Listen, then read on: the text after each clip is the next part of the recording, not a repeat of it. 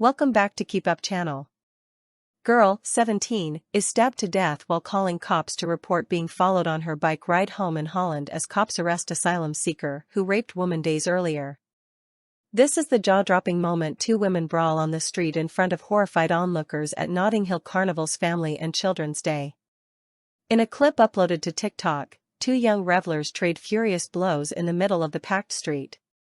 The brawling pair can be seen grappling, pulling each other by the hair and throwing punches as onlookers shout, "Where is security?"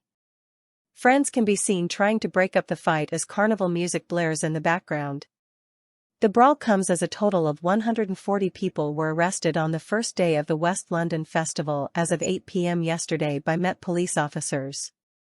Yesterday was the Children's Day Parade, where family-friendly activities and events are accompanied by street dancing.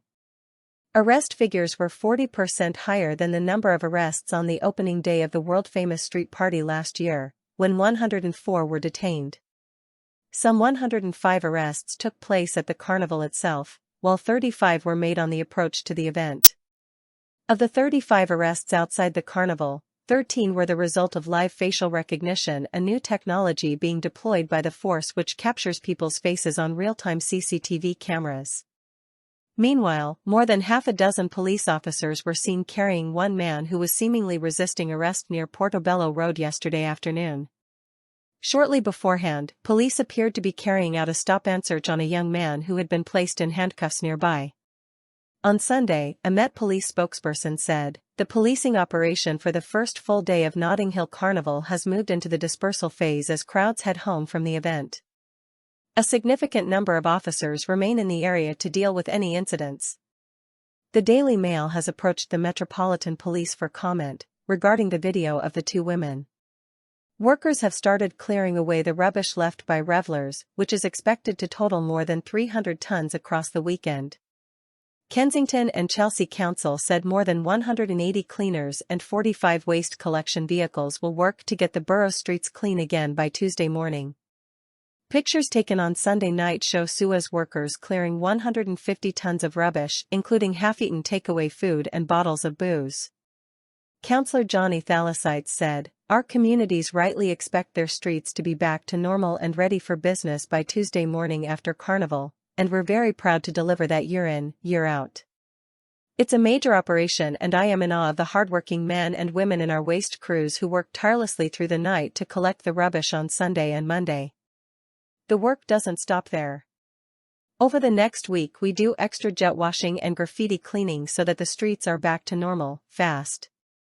Gary O'Hagan, regional manager at Suez, said, "We are fully prepared for one of the biggest cleanup operations in Europe, with over 180 staff and 45 vehicles ready to be deployed across the north of the borough throughout the weekend, expected to collect over 300 tons of waste and recycling. Thanks to years of experience, we have a well-established operational plan to ensure our cleanup runs smoothly and efficiently. Our crews work incredibly hard, often through the night, to ensure that the streets are returned to normal as quickly as possible. We're proud to play a key role in getting the area looking clean and tidy again after such a landmark event for the borough, with the bulk of the cleanup completed in time for Tuesday's early morning commuters." Dating back to 1966, Notting Hill Carnival takes over the West London district for one weekend a year, transforming it into a colourful celebration of Caribbean culture. The festival began at 6 a.m., with festival-goers gathering for Juve celebrations, which means daybreak in French Creole. Attendees paraded through the streets and sprayed brightly colored paints and powders to get into the carnival spirit. 3 men splattered in paint were even spotted dancing on top of a bus stop outside Ladbroke Grove Station, near Portobello Road Market, as celebrations got off to a very early start. Hundreds gathered under a bridge where they danced and launched paint into the air as Europe's biggest street party got underway in flamboyant style yesterday. Some were dressed in blue overalls to protect their clothes from the paint, while others wore their most colorful outfits or took part in a tradition from the Caribbean island of Grenada called Jab Jab. This is where they cover their bodies in black oil, tar, mud or paint, wear horns and drag chains in a satirical celebration to recognize the detrimental impact of British colonialism and the slave trade upon Caribbean nations. Police have said they anticipate over 1 million people will descend on the plush London area for what is one of the most significant weekends in the capital's cultural calendar. The main carnival parade route stretches across 3 miles of West London streets, passing by Ladbroke Grove, Great Western Road, and Westbourne Park, with partygoers enjoying dazzling parades boasting flags from across the Caribbean. Yesterday, a 72-second silence was held in remembrance of the Grenfell Tower fire victims, which will be repeated again today at 3 p.m. Source: dailymail.co.uk. Please like, share and subscribe. Thank you for watching.